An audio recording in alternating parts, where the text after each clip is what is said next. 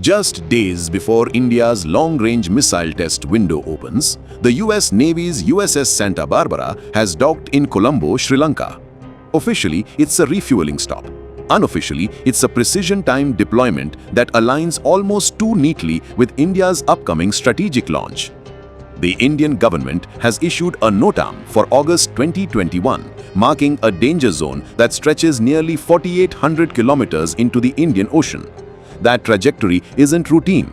It's textbook for a high-range ballistic missile, likely the Agni 5 and possibly even the under-development Agni 6. The presence of a US surveillance-capable warship just off the coast of this launch corridor is no accident. The Santa Barbara is an Independence-class littoral combat ship, optimized for near-shore operations and modular mission flexibility. It's not a destroyer or cruiser, but it's no lightweight either. Its sensor suite includes the Sea Giraffe AMB radar, a multi-mode 3D air and surface search radar capable of tracking fast-moving aerial targets and low-flying cruise missiles. It's paired with the AN/KAX-2 EO/IR system, which provides higher-resolution thermal and optical imaging, ideal for spotting missile plumes, heat signatures, and re-entry events. The ship also carries EDO-ES3601 ESM gear, which can intercept and analyze electromagnetic emissions, including telemetry signals and radar pulses from missile tracking systems. Onboard aviation assets include MH-60R Seahawk helicopters, which are equipped with ALQ-210 electronic support systems, AN/APS-153 multi-mode radar, and FLIR forward-looking infrared sensors. These platforms can extend the ship's surveillance range, conduct signals intelligence (SIGINT) missions, and even track missile stages mid-flight. With a top speed exceeding 40 knots and a low radar cross-section, the Santa Barbara can reposition quickly and operate discreetly in contested waters.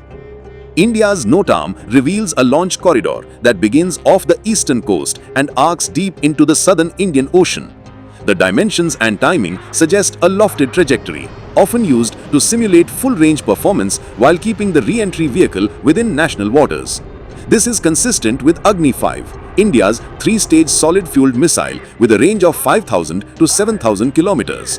But the extended danger zone and recent MRIV-related upgrades point towards something bigger, possibly Agni 6, which is rumored to carry 10-plus MRIVs, feature canisterized launch capability, and reach 8,000 to 10,000 kilometers.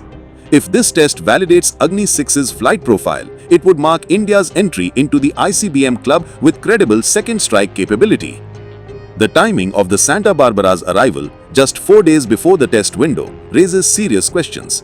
This ship is not here to refuel, it's here to observe. Its systems are capable of collecting telemetry data, tracking radar emissions from Indian ground stations, and monitoring the missile's flight path in real time. The US has a long history of deploying assets near strategic test zones to gather intelligence, and this fits the pattern perfectly. In fact, this isn't the first time the US has positioned surveillance platforms near Indian missile tests. During the 2024 Agni 5 MRIV validation, US analysts released detailed assessments within hours of the launch, suggesting real-time data collection. In 2022, when India's nuclear submarine INS Arihant conducted a successful SLBM test, satellite imagery showed US Air Force RC-135 rivet joint aircraft operating in the Bay of Bengal. Even during the BrahMos ER test from a Su-30 MKI, there was increased US naval presence in the region, including P-8A Poseidon flights and Arleigh-Burke-class destroyers transiting nearby. These deployments aren't symbolic, they are tactical. The US uses platforms like the Santa Barbara to gather radar signatures, telemetry packets, and launch behavior data that feed into missile defense simulations and strategic assessments. With India's missile program advancing rapidly, especially in MRIV tech, canisterization, and SLBM capability, the need for real-time observation is never higher. Sri Lanka's role in this setup is also worth noting. The country recently lifted its ban on foreign research vessels, a move widely interpreted as a concession to Chinese interests. But now, with a US warship docked in Colombo just before India's missile test, it's clear that Sri Lanka is being used as a staging ground for strategic observation. Whether willingly or passively, Colombo has become a node in the Indo-Pacific surveillance web. So, when the USS Santa Barbara arrives in Colombo days before a likely Agni 5 or Agni 6 test, it's not just refueling, it's positioning, it's collecting, it's watching. And while official statements may talk about partnership and logistics, the reality is clear. Every launch is tracked, every signal is intercepted, and every capability is measured. For India, this test is a message. For the US, it's a moment to listen very closely.